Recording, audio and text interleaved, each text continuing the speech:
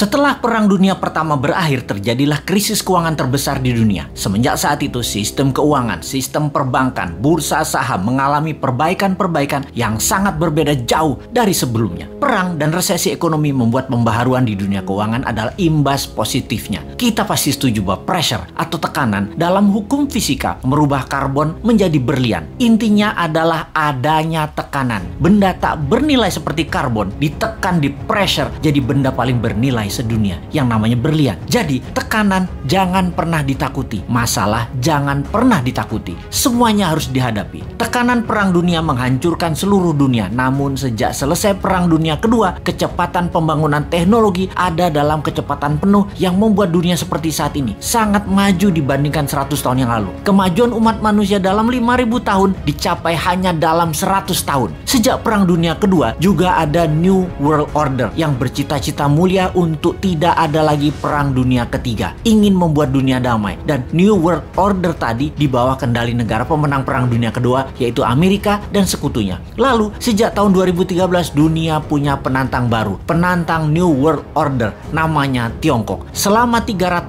tahunan Tiongkok menguasai perdagangan. Tiongkok kemudian dikerjain sama Eropa di awal abad 20, dihajar Jepang, sehingga dalam 200 terakhir penjajahan Eropa membawa kemunduran bagi Tiongkok. Deng Xiaoping kemudian punya ambisi besar, yaitu rebut kembali perdagangan dunia di bawah kendali Tiongkok. Dan kemudian faktanya adalah dalam 40 tahun, sejak tahun 1989 hingga saat ini, Tiongkok membuktikan telah menjadi negara perdagangan nomor 1 di dunia lagi. Menjadi negara kedua terkaya di bawah Amerika. Dan di tahun 2013, Tiongkok mulai ekspansi ekonominya. Strategi mencaplok ekonomi itu namanya BRI atau Belt Road Initiative, atau juga dikenal dengan nama lain, OBOR, One Belt One Road. Dunia diikat atau di belt menjadi satu, semuanya ke arah Beijing. Negara di bawah Tiongkok diperlakukan seperti provinsinya Tiongkok, sampai menggunakan yuan mata uangnya. Banyak negara Afrika, Asia, Amerika Latin yang mulai dikendalikannya. Memang ekonominya negara tersebut terlihat maju, tetapi hanya fisiknya saja yang maju, yaitu gedung, jalanan, namun kedaulatannya terambil, terutama uangnya. Sungguh, darahnya ekonomi adalah uang, dan uangnya itu harus pakai yuan. Di tahun 2016, seorang sontoloyo yang namanya Trump menang presiden di Amerika, dan selama 4 tahun terjadilah perang dagang yang dimenangkan Amerika secara telak. Tiongkok tidak tinggal diam. Globalis cabal yang sejak lama bersama mereka memilih presiden lemah yang namanya Biden dan dimenangkan. Amerika mendadak menjadi mitra Tiongkok kembali saat ini. Pada saat PKC, Partai Komunis Tiongkok, beberapa minggu yang lalu ulang tahun ke-100, Xi Jinping dengan berani mengatakan akan memenggal kepala negara yang berani membuli Tiongkok, akan mengambil kembali Taiwan, Hong Kong, dan Macau. Bukan one country two system, tetapi one country Tiongkok only, dan menyiapkan 1000 silo tempat peluncuran roket berhulu ledak nuklir. Saat ini dunia dalam keadaan Perang Dunia Ketiga melawan virus akan menjadi perang militer Perang Dunia Ketiga sesungguhnya. Pernyataan sederhana dari pakar intelijen yang mengatakan, kalau Amerika tidak serang Tiongkok sekarang, mendiamkan Tiongkok sampai 10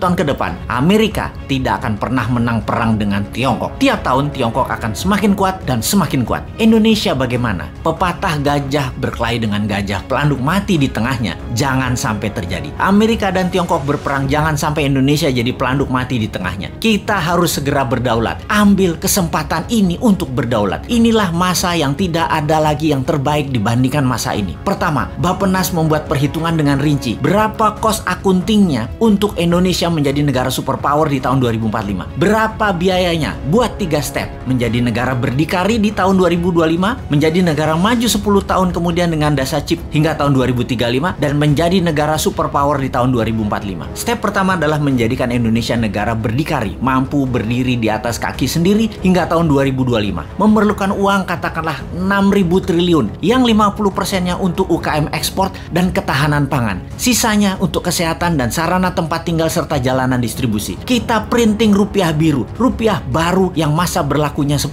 tahun. Dalam 6 bulan ini sampai akhir tahun 2021, hitung rinci dan gelontorkan mulai awal tahun 2022 dengan kecepatan penuh dan secepatnya kepada UKM-UKM. Lihat hasilnya bagaimana strategi New Mind ini akan menghasilkan karya, yaitu Indonesia negara superpower.